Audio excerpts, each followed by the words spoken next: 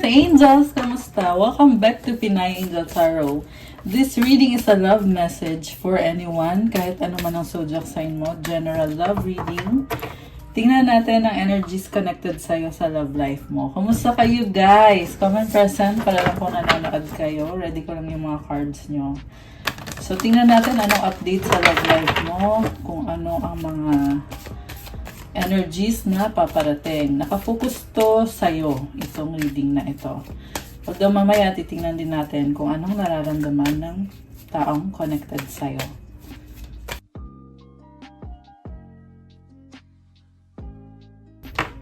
Gusto ko nga pala mag-thank you sa mga members ko at meron po tayong mga special extended readings na pwede pong mapanood ng mga members. So, if you want na mapanood yung mga special extended readings, you can become a member. Click nyo na lang po sa description box sa baba. Nakalagay po dyan yung link kung paano maging member. Okay, so ito na guys. Tingnan natin muna yung energies connected sa'yo. Meron tayong Howl at the Moon, Process Your Feelings. Exalted Moon, Self-Regulation. Okay, pinaprocess mo yung feelings mo. Nag-a-adjust ka sa sitwasyon at mukhang medyo intense nga yung nararamdaman mo. Meron kang self-regulation pero kailangan mong i-manage yung sarili mo. I feel like you're trying to be strong kahit nasa isang sitwasyon ka na very challenging pero kinakaya. Okay. So, from the tarot, overall energy mo, 10 of Earth, wow, money, legacy, this is also stability. Sa nakikita ko, you are someone na napakadaming blessings na pumapasok sa buhay mo. Especially sa career finances mo, very stable ngayon at in-enjoy mo na lang yung mga blessings kasi pinaghirapan mo naman yan. And, iniisip mo na yung future dito kaya also, may nakita kong butterfly wings. You are transforming, nag-evolve ka ngayon, nagiging mas better ka ngayon. When it comes to love life, kaya mong magkaroon ng committed relationship kasi financially stable ka. You are also very independent. So, maswerte talaga kung sino yung magiging partner mo. Yung iba kasi sa inyo, syempre merong single, meron din naman iba sa inyo na in a relationship. Okay. So, tingnan natin yung mga ibang cards. Meron kang the Sun, the Hierophant, Page of Earth. So, may isang sitwasyon dito na nagkaroon kayo ng problema ng person na yan. Pero nakikita ko sa'yo, very idealistic ka. Kahit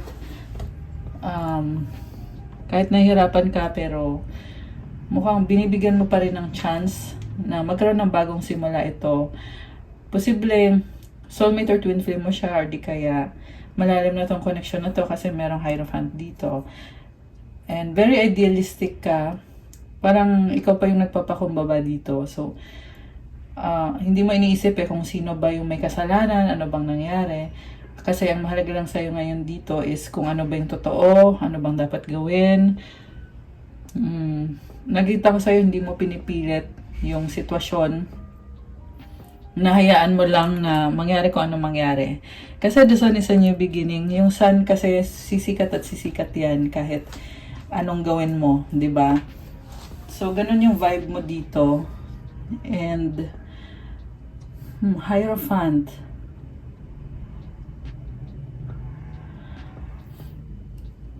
Mahalaga sa'yo yung integrity sa isang relasyon. Na maging totoo, maging honest ka sa person mo. And itong sa Page of Earth naman, nakikita ko dito, dati ka nang sumuko sa connection na to.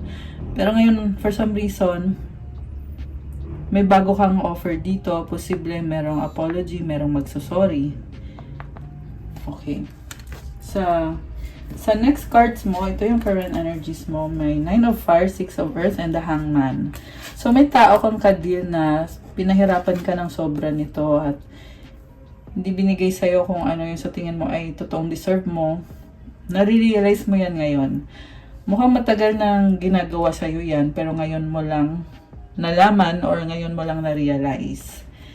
At syempre, pagod ka, nasaktan ka na ilang beses, sugatan ka, luwaan ka. Parang ano na eh, susuko ka na eh. Pero lumabas kanina, 'di ba, na very idealistic ka. Hindi mo minabadali yung sitwasyon eh, kasi merong page of earth dito. Pero for some reason, itong person na to, kahit hindi mo naman pinipilit yung sarili mo sa kanya, pero yung parang tinatanong mo dito eh, bakit kailangan kanyang saktan, na sa part mo kasi wala namang mali eh. Ayan, nagmamahal ka lang. And merong Hierophant dito, you are very, parang feeling mo kasi siya na yung future husband or wife mo. Kaya, syempre, pinapakita mo yung best mo. Diba? Pero, bakit kanya sinaktan? Ganun yung tanong mo ngayon. Sa near future, meron tayong 3 of Earth, 2 of Fire. Oh, by the way, nakita ko pala dito, guys, na ayun na nga, kahit nasaktan ka, binibigyan mo pa rin ng opportunity yung taong yan na kung gusto ba niyang bumawi sa'yo, kung gusto ba niyang bumalik sa buhay mo without forcing. Parang nafe-feel ko kasi dito talaga hindi mo pinipilit eh. Mukhang dumating ka na sa point na ayaw mo na. Ayaw mo na ipilit kasi mukhang nagawa mo na kung anong kailangan mong gawin para sa relasyon nyo or sa connection nyo. So, there's no point na para ipilit mo pa. Pero, ang nakita ko kasi dito, andyan ka pa rin na kung aayusin niya yung sa relasyon nyo or sa connection nyo, well then, kailangan patunayan niya. Kung hindi naman, okay lang din naman sa'yo. Kasi 9 of Fire, nakafocus ka na ngayon sa sarili mo na. Okay? And yeah, yung finances mo kasi sobrang ganda din. So, sa next set of cards, 3 of Earth, 2 of Fire, 5 of Fire, and the Tower. Oh my gosh.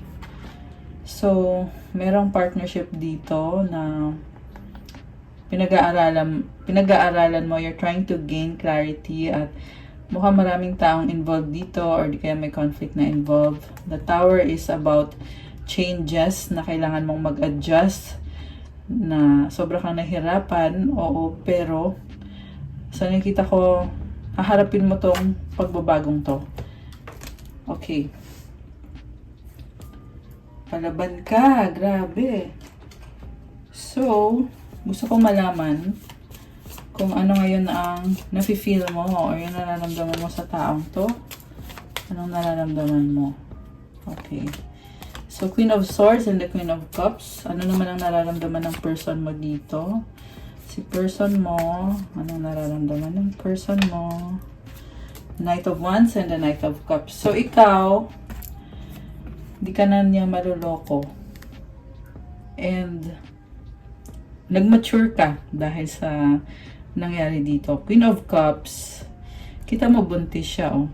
So, you can create what you want sa buhay mo.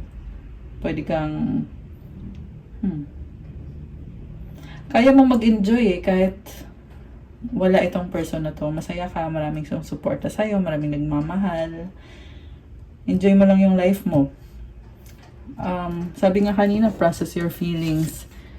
So, I feel like it will take some time bago ka maging ready na magmahal ulit. Although, sure na sure yun. Alam na alam mo na magkakaroon ka ng bagong person. Alam mo sa sarili mo yun. Kasi si Queen of Cups, wife material na yan eh. Okay. Yung person mo naman, wife or husband. Okay. Si person, Knight of Wands and the Knight of Cups, pabalik-balik siya, pabago-bago siya. Nag-explore. May pangangailangan to. So, parang mahina yung loob nito. Kasi puro Knight. Ibig sabihin, ayun na nga, mahina yung loob niya. Hindi siya king, hindi siya queen eh. So, may kulang pa talaga sa kanya na kailangan niya maging strong kung gusto niya to. Gusto niya naman actually, kaya lang hindi pa siya strong enough. Kita mo yung daming hearts na yan, oh. So, parang hopeless romantic yung nakikita ko dito. Sinustok ka din nito, inobserbahan ka niya. Natatakot siya sa'yo eh. Parang feeling niya kasi,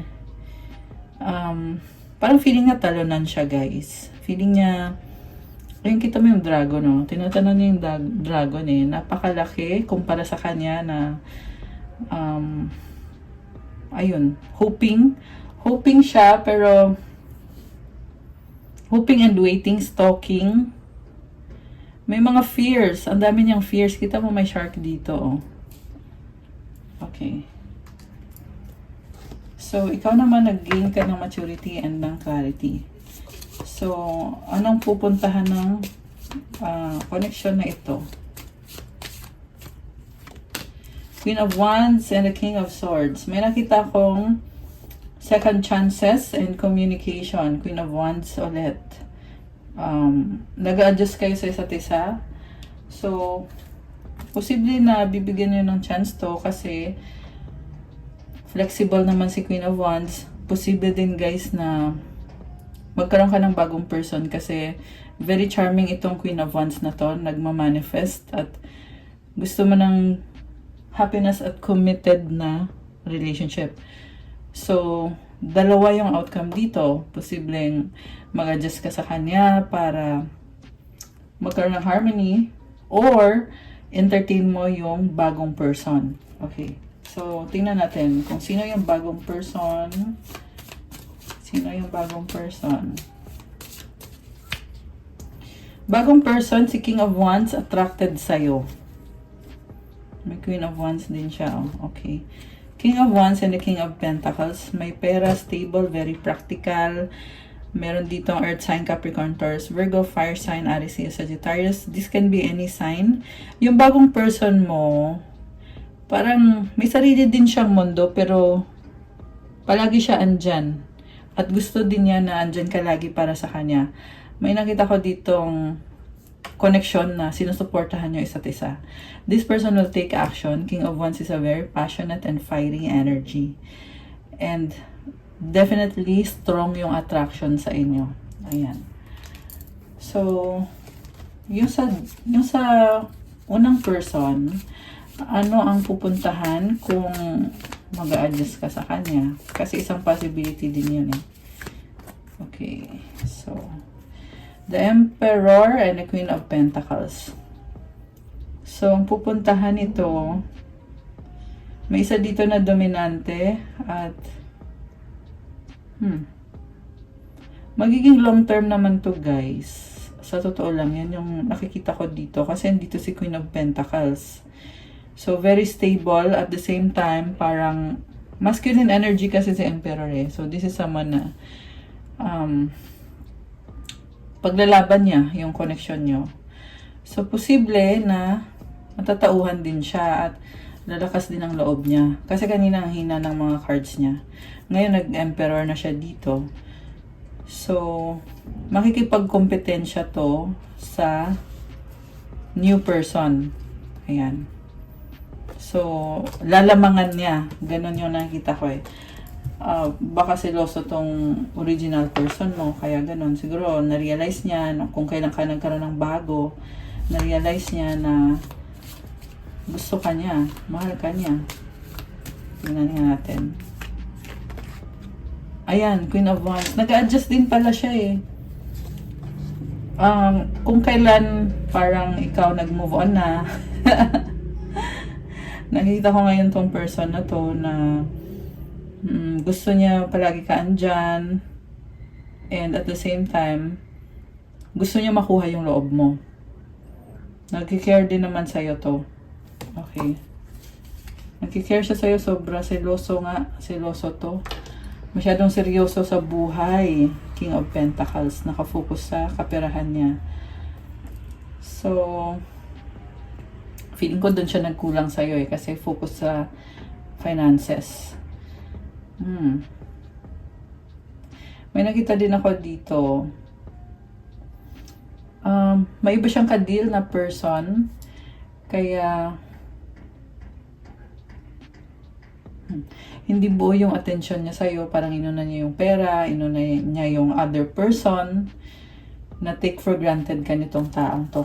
Ayan. Although nag-a-adjust siya sa'yo, pero sa nakita ko, mahina ang loob niya at saka lang siya magpapakita ng motibo or saka lang niya ipaglalaban yung connection mo pag nagkaroon na siya ng kakompetensya or yung parang naramdaman niya na hindi mo na siya mahal, hindi mo na siya priority, dun pa lang siya magkakaroon ng realization na, ay wait lang, sandali, paglalaban ko to.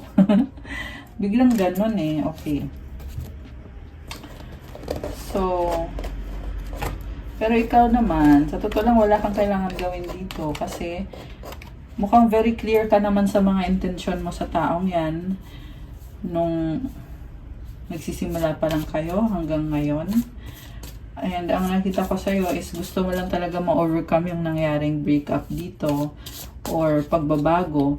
So, yung iba totally broken up na. Yung iba naman ayun, nagbago ka sa kanya dahil nga sa mga ginawa niya, sa pagiging unfair niya sa'yo, hindi niya na-reciprocate yung pagmamahal na binibigay mo. Okay. Tsaka nagloko pa, no? Yeah, very clear din sa akin na niloko ka nga niya. Ano ang mga gustong sabihin or mga iniisip nitong person na to?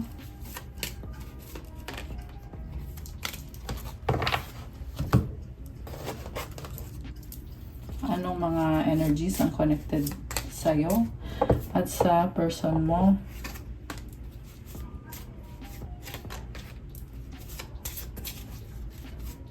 Okay. So, meron kang, it hurts so much. Nasasaktan pala siya eh. Emotions overwhelm me. My life is a mess right now. Okay, sobra siyang nasasaktan ngayon. Sobra siyang na-overwhelm. The fact na umaayaw ka na, ayaw mo na sa kanya. At hindi mo na siya kailangan. Natuto ka na, masaya pa rin ang buhay mo. Pinaprocess mo pa yung emosyon mo, pero itong person na to, kumbaga nag-stop ka na dun sa mga effort na pinapakita mo sa kanya. Kaya ito, nasasaktan siya, na-overwhelm. My life is a mess right now. So, parang yun yung dahilan niya kung bakit niya ginawa yung mga nagawa niya sa'yo. Ayan, parang nagdadahilan lang. Hindi pa niya kayang ipaglaban tong connection na to. Okay. And then, copycat. Siguro mirror din to. Kung ano yung pinapakita mo sa kanya, yan din yung pinapakita sa'yo. Ngayon nakikita niya kasi sa'yo na ayaw mo na. So, kunyari, ayaw na din niya sa'yo. Parang manipulative yung nafe-feel ko sa kanya. May mga libro, posible nag-aaral. Pinag-aaralan yung mga detalye. Kung ano mga nangyari and all. So, divorce, breaking contract. Ito na nga. Pinagdadaanan niya ngayon to, yung paghihiwalay. So, ibig sabihin, hindi madali. Hindi madali sa kanya ngayon kung anong nangyayari sa inyo. Bugaboo. Ayun, takot na takot. Itong energy na to symbolizes fear. Sobra siyang na-overwhelm sa paghihiwalay nyo. Oh, sabi nga dito, 'di ba? Emotions overwhelm me. Okay. So, okay, kuha tayo ulit. Nagsisi ba itong person na to? Feeling ko nagsisi siya eh, kasi kaya nga siya na-overwhelm eh. Oh my gosh, sex with you. Sobra siyang attracted sa'yo. Ayan, hindi pa yan nakaka-move on. I am scared of rejection. Okay. How could you ever forgive the mess I've made? Mukhang alam niya na di mo siya matanggap, di mo siya mapatawad. Life without you is hopeless, dark, and depressing. I miss your light. Sobra kang na-miss pala nito. Oh. Ayan. Takot na takot siya eh. Siguro takot siya na may masabi ka na masasaktan siya, or makita niya sa'yo na talagang nag-iba ka na, di ka na kasing sweet ng dati. Kasi na-miss niya yung light mo. I miss your light. Kung gaano kagaan yung pakiramdam niya nung okay kayo, nawala na yan ngayon at yun yung namimiss niya. Tsaka attracted pa rin siya sa'yo.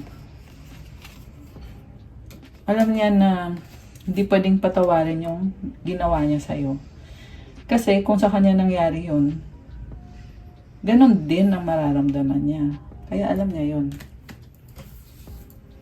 Anong mga gusto niyang sabihin sa'yo na mga emotions niya? Tingnan natin.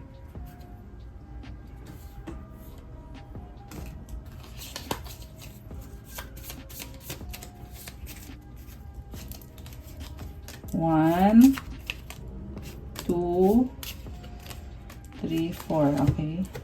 At ano naman ang advice sa mga live viewers natin?